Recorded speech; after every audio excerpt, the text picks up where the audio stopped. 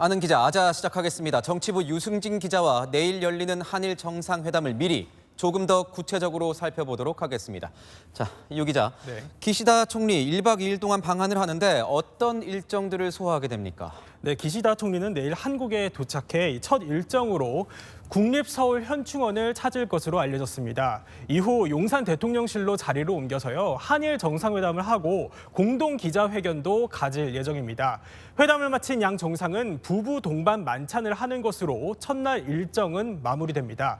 이튿날에는요, 6개 경제단체장을 만나서 한일 경제협력 방안을 논의하고 한일의원연맹 소속 의원들을 만나서 한일 관계 발전을 위한 초당적 협력도 당부할 예정입니다. 다만 이 초청을 받은 야당 의원은 한일 관계가 불균형하다는 이유에서 참석을 고심 중입니다.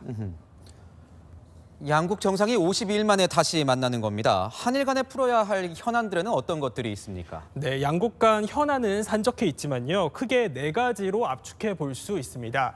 기시다 총리의 과거사 문제 사과, 그리고 강제징용 피해자 배상, 북핵 대응 등 안보 협력, 후쿠시마 오염수 문제 등입니다. 그러면 이 현안들이 전부 이번 정상회담에서 논의가 되는 겁니까? 네, 특정 현안을 배제하진 않겠지만요, 모두 깊이 있게 다루기는 어려워 보입니다.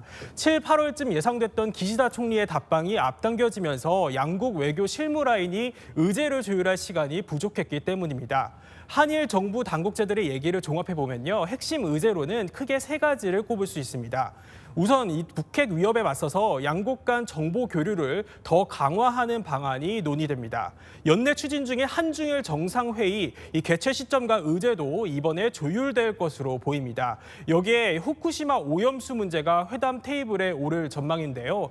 대통령실은 국제원자력기구가 진행 중인 모니터링과는 별개로 한일 양국의 추가 안정성 조사를 제안하는 방안을 검토 중입니다. 그렇다면 이 과거사 문제는 빠지게 되는 겁니까? 양국 모두 과거보다는 미래에 더 초점을 맞추고 있는 만큼 이번 정상회담에서는 깊게 논의될 가능성이 크지는 않아 보입니다.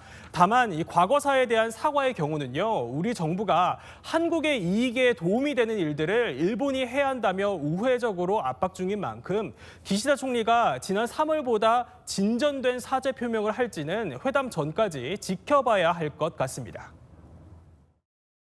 日本政府は1998年10月に発表した日韓共同宣言を含め、歴史認識に関する歴代内閣の立場を全体として引き継いでいることを確認いたしました。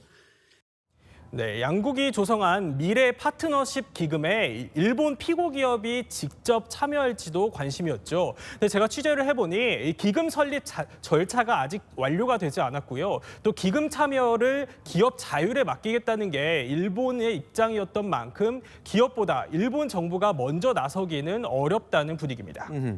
양국 정상이 친교에도 관심이 좀 쏠리는데요. 윤 대통령과 기시다 총리 부부 동반 만찬이 예정돼 있지 않습니까? 네, 이 만찬 장소는 한남동 관저에서 하는 방향으로 조율 중입니다. 숯불고기와 같은 한식 메뉴와 함께 청주 등이 만찬 테이블에 오를 것으로 알려졌습니다.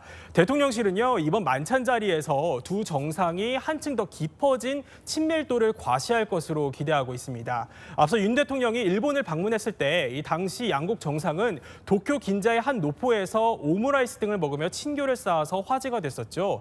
또 지난 3월 일본에서 김건희 여사는 유코 여사와 함께 화과자를 만들면서 별도 친교 행사를 가졌는데 이번에도 비슷한 일정이 이루어질 것으로 예상됩니다. 그렇군요. 지금까지 아는 기자였습니다.